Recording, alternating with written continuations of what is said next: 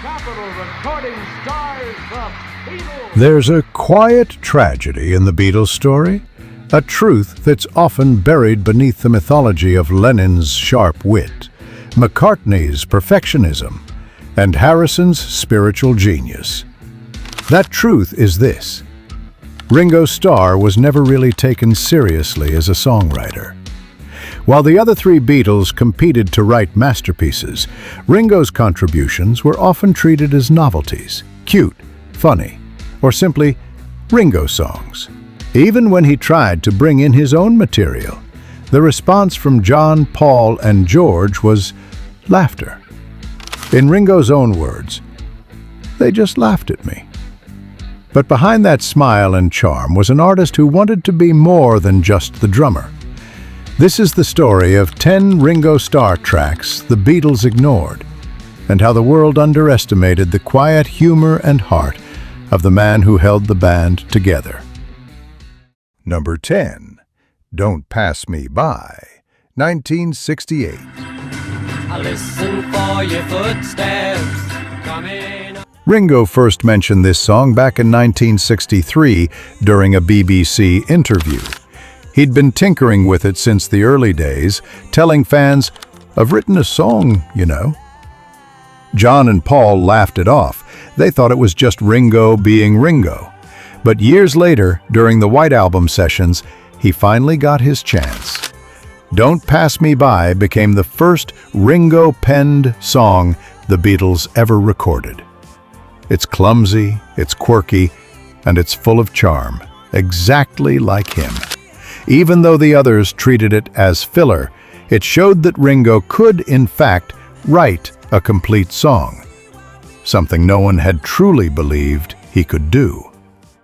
Number 9.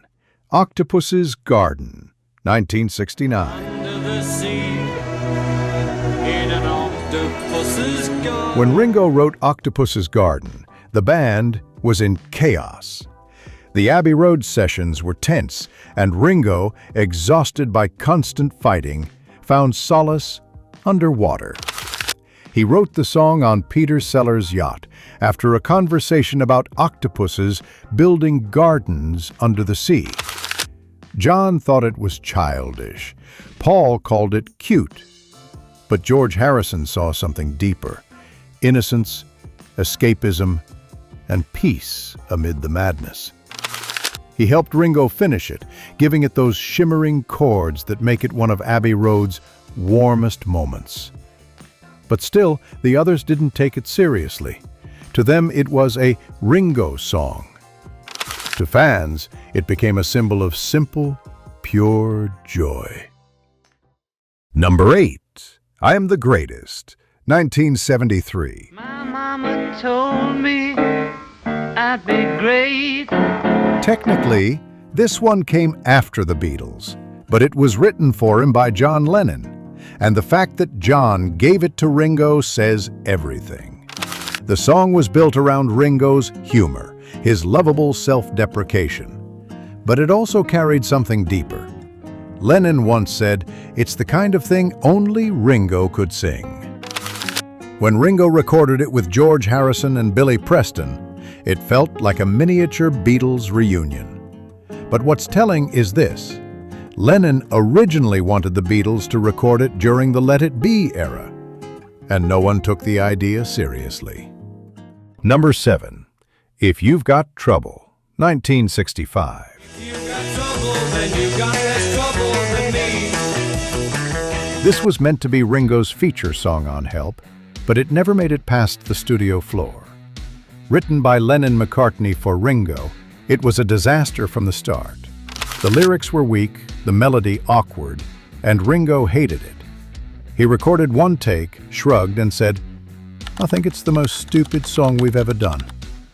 John and Paul agreed, and they shelved it immediately. It wouldn't see the light of day until 1996, when it appeared on Anthology 2. It's rough, it's messy, and it shows exactly how little care was given to Ringo's moments in the spotlight. Number 6. Matchbox, 1964.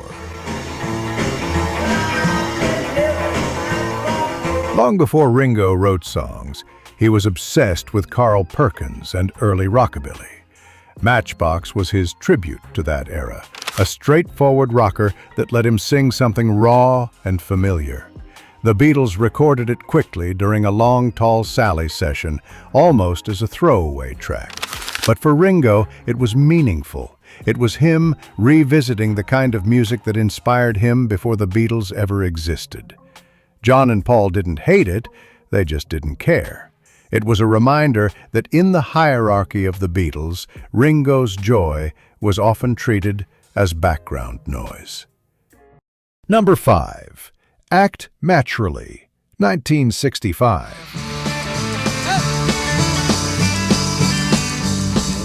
This song was meant to be a joke, a Buck Owens country tune about a man pretending to be a movie star who plays the part of a fool. When Ringo sang it, everyone laughed, because, in a way, it was true. Ringo was the Beatles' comic relief, but he loved it. It became one of his signature performances, warm, honest, and self-aware. Still, for Lennon and McCartney, it was just the Ringo song on Help, a novelty break before the real tracks began again. They never saw how much soul he brought to something simple. Number 4. Good Night, 1968. It's time to say. Written by John Lennon for Ringo, Good Night closed the White Album with a lullaby unlike anything else in the Beatles' catalog. John wanted Ringo's comforting voice, soft, innocent, and real, to end the chaos of that record. But the process revealed something painful. When they recorded it, the arrangement was done by George Martin, lush strings, choirs, full orchestration. The other Beatles weren't even in the studio. Ringo sang alone, guided by Martin. It was beautiful, but also lonely. When he finished, no one said much. It was supposed to be a tender ending, but for Ringo, it was another moment of being separate from the rest. Number 3. What Goes On, 1965. What goes on in your heart? On Rubber Soul, Ringo finally got a co-writing credit.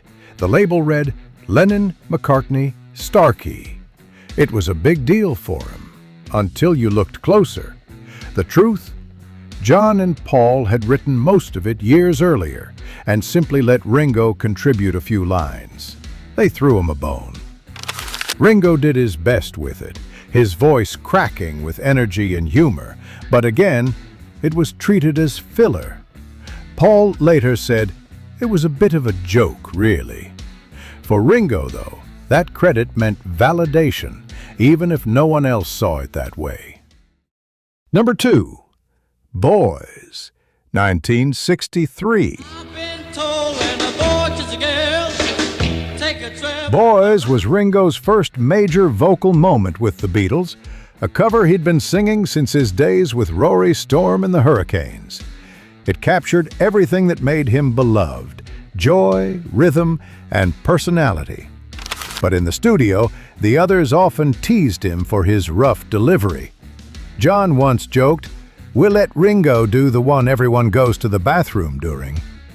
The laughter masked a truth, that Ringo's energy gave the Beatles a human heartbeat. Without him, their early records might have sounded too perfect, too polished. He was the spark that reminded listeners that the Beatles were still a band, not just two songwriters and their friends. Number 1. It Don't Come Easy, 1971.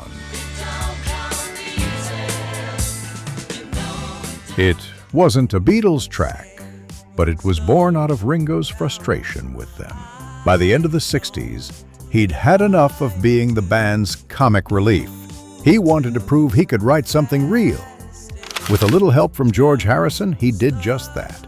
It Don't Come Easy became his first major solo hit, full of spirit, melody, and wisdom. It was the song of a man who had finally been heard. When the others listened, they were surprised. John called it bloody good, Paul praised its rhythm. It was ironic. Ringo had to leave the Beatles to make them respect him as a songwriter.